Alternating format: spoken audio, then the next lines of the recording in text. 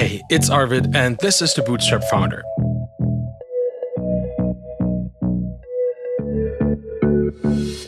Today, you'll get a raw glimpse at the state of a mind of a founder who is occasionally struggling a little bit. It's me.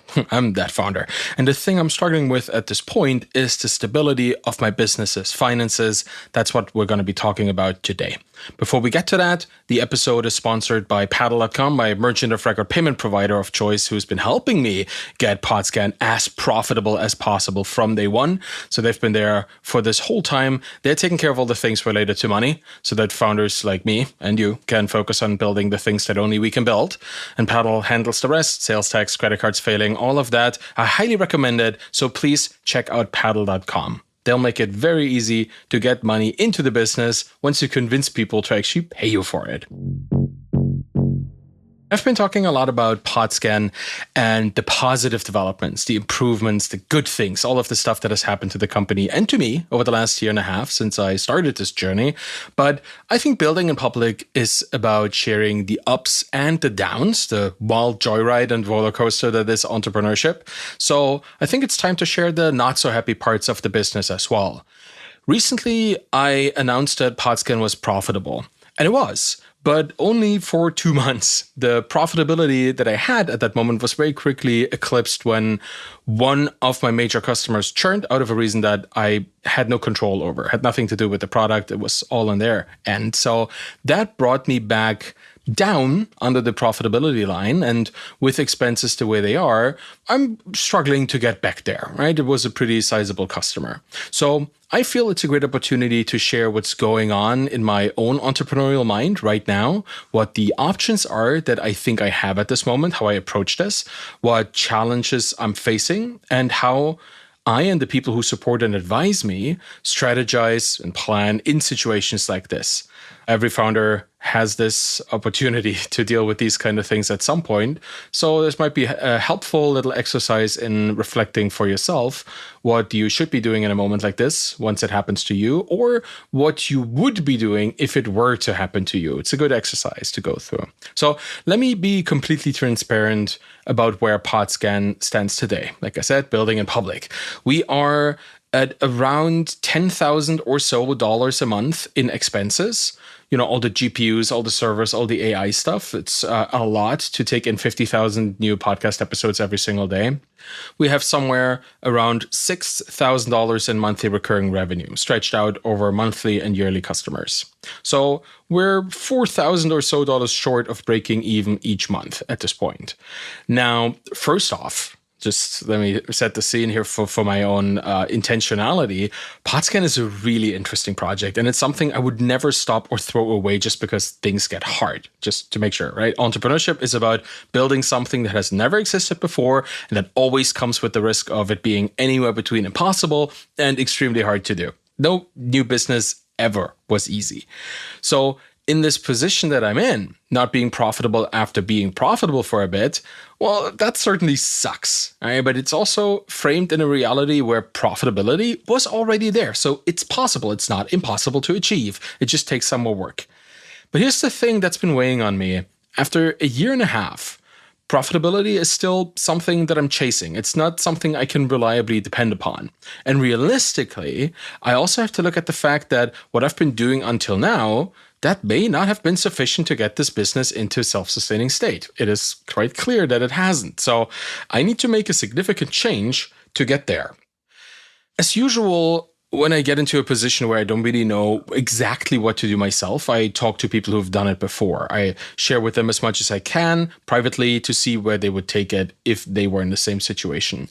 And a lot of the feedback that I've gotten from my investor peers and my bootstrap business owner pals and other peers has been to look at the business realistically. Just look at it almost from a neutral, non-emotional point of view. Look at the product market fit, see if it's in range, or if I'm just chasing something that's not possible with what the business currently looks like and what the team, and that's mostly me, is currently capable of, and then make changes accordingly. I heard terms like founder market fit, founder product fit, founder whatever fit. It might just be a founder problem, right? I'm not a big salesperson. I'm good at doing like social stuff, social marketing, and I'm really good at product and at vision, but there might be things that I'm not good at. and I need to compensate for that. So here's the big change that I recently made over the last couple of weeks, because I saw where this was going and I needed to make a change. I had to overcome my expectation that Podscan would be a product-led growth kind of business.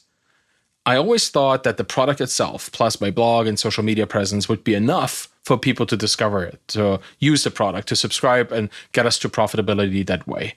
And in a way, we got halfway there, right? A significant part of the way there, but I'm not fully there.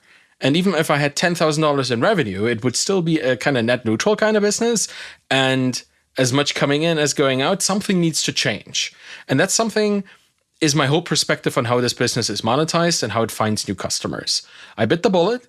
If you recall a couple episodes ago, maybe like 6 or 8, I talked about needing to find people to help me with sales. So through that podcast episode, I found a wonderful person who's now helping me set up a sales pipeline and outreach systems like booking demos, having conversations with people in our ICP, in our ideal customer profile, bringing success stories to the front and having actual sales conversations. That person has been helping me over the last couple of weeks getting this started, and we're already seeing something. It's pretty nice. It's nice to see somebody who knows what they're doing do the work. It's been very, very helpful. So these are things that I personally have never done before and have never done well before, I guess, and never needed to do them before. But now there's something that I'm focusing on because I have to make this thing profitable. And for that, I need to make a change in my own approach to how I run this business. I also changed my pricing structure quite significantly at the same time. My most expensive plan now adequately reflects the actual cost of providing that service and then some. Before, my highest plan was $500 a month, which to me, coming from low touch, small customer SaaS, was quite a bit. It's a lot, I felt. But that's now the second highest tier. It used to be the advanced tier. It's now the professional tier, right? I have essential, premium, professional, advanced. I added one in the middle and pushed one at the end. The highest tier now is a $2,500 a month tier. Pretty much access to any kind of data you need through the REST API, the Firehose push API, backlogs, like JSON exports, everything, all the data, $2.5K a month. And it's probably still underpriced in some ways because the data is extremely valuable, but it is a price point where if I find customers to pay this, they very quickly make up for a significant part of our financial gap. And I've seen people look at it like realistically and seriously. With the requirements of API access and the kinds of data some people need, plus the fact that we've identified that ideal target customer profile where budget is not as much of a concern. That also happened over the last couple of weeks. We found agencies that we're targeting that have themselves very high budget clients, so they can kind of pass along this kind of budget there. This pricing can work and will work. In fact, the $500 plan that used to be the biggest one has now seen quite an uptick in people purchasing it because there's an even bigger plan. I've already found people to purchase that smaller tier now right from the get-go. Like after conversation, they jump right onto this because their budget allows for it and the expansion budget is also there along the road. So in this approach with sales, I'm finding that direct outreach and building better relationships with people, individual agencies, individual customers, helping them on board, like helping them with the example data they need to convince their own stakeholders and decision makers in the company to get a subscription going. That's a very targeted approach.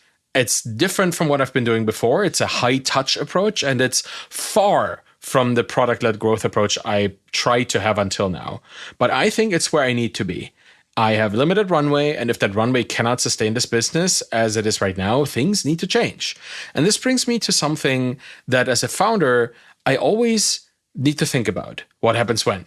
Or what happens if? And obviously, the ideal path would be setting up this sales outreach approach with a couple months and give it some time and then capture enough monthly recurring revenue to pay for expenses and slowly or quickly increase revenue enough to sustain the sales team and a couple technical people and take some time off my plate, build out more secure, more reliable, and more maintainable systems and infrastructure. That's the happy path.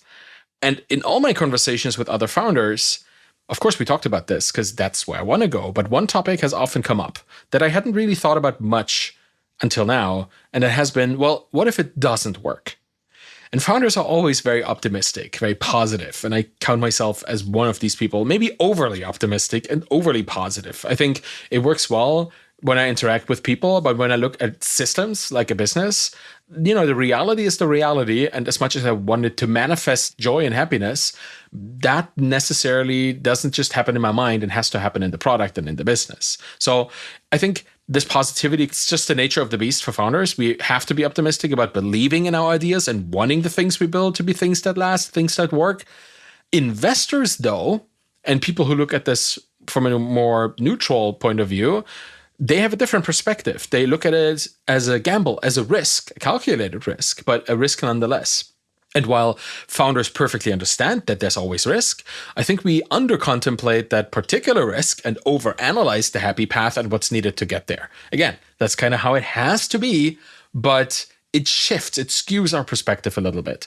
So in my conversations with investors, something that often came up was, well, how would you feel if the business didn't work out at all? How would you feel if no matter what you do, you cannot reach product market fit or founder market fit or whatever?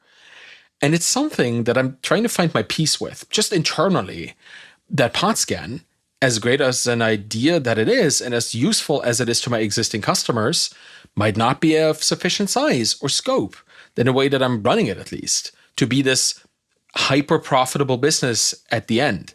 It is almost profitable, and it was profitable. So it's always a somewhat profitable business. But is it going to be profitable enough to sustain, let's say, a team of 10 or 20 people eventually?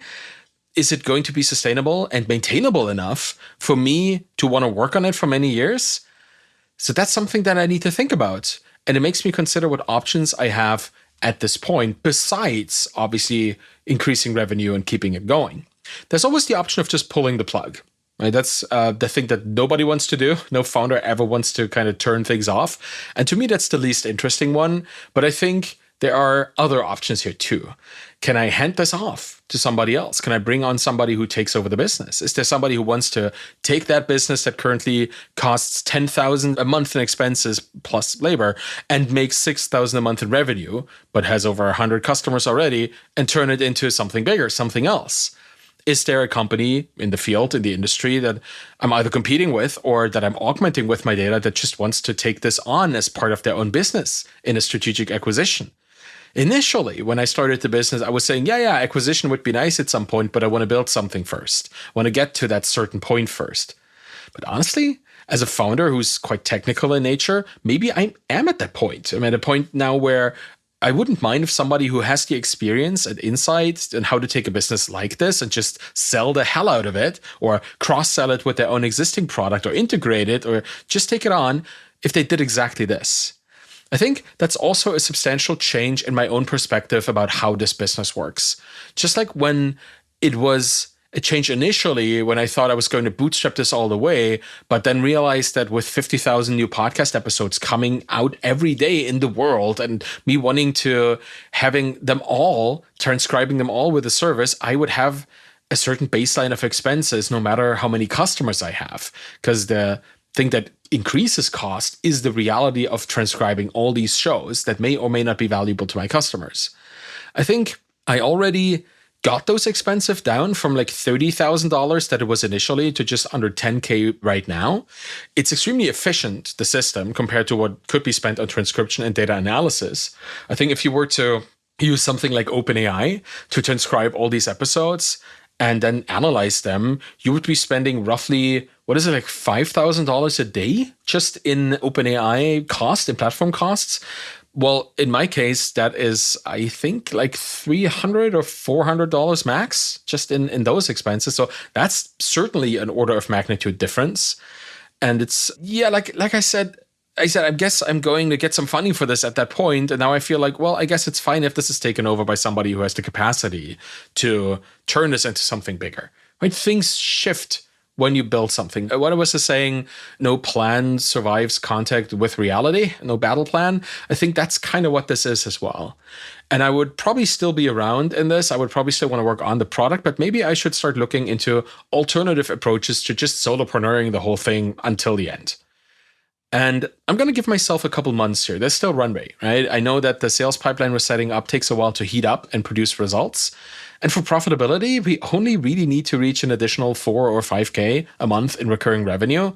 So we already have more than that in total revenue. So we just need to find more people who are like the people that currently pay for this and who want to build something on top of the platform. So what I'm currently looking at is setting a deadline of a couple months for myself and the team, telling everybody involved what the situation is so they can feel what they need to do, the urgency of it, and then jumping on every single opportunity to make this happen. Find high value clients that are similar to the ones we already have, reach out to them, show them what the product can do, be specific, be present, be relational, like build a relationship with people and turn those relationships into customer relationships that can sustain the business.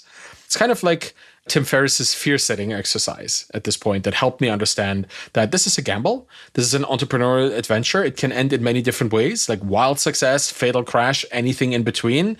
But it's in my power to decide how much of that I want to do and which of these options I can set my aims at and what I can live with. So I'm choosing to give it some time to still become the wild success that I think it can be. If I look at the people who cheer me on Twitter, like it has to be because everybody sees the potential here. And along the way, I'll make opportunities visible to myself and the team for how this business can continue in other ways as well, just to be realistic and be transparent.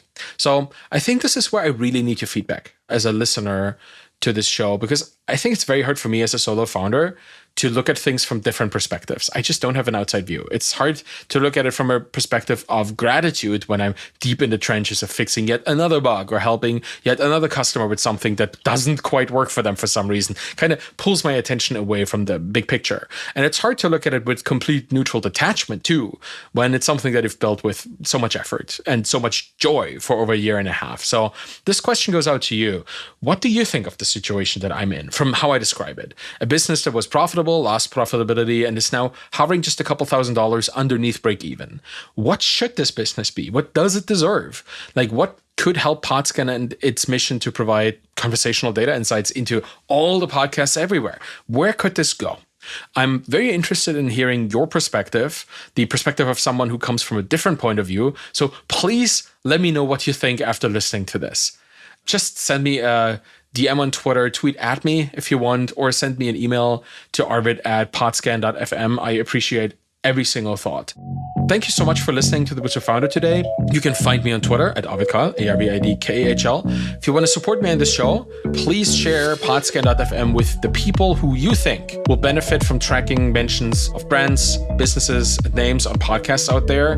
Podscan is a really capable near real-time podcast database with 33 million episodes, 3.8 million podcasts that we constantly scan. And we have this really good API that you can build whole businesses on. So please share the word with those who need to stay on top of the podcast ecosystem. Really appreciate it. Thank you so much for listening. Have a wonderful day and bye-bye.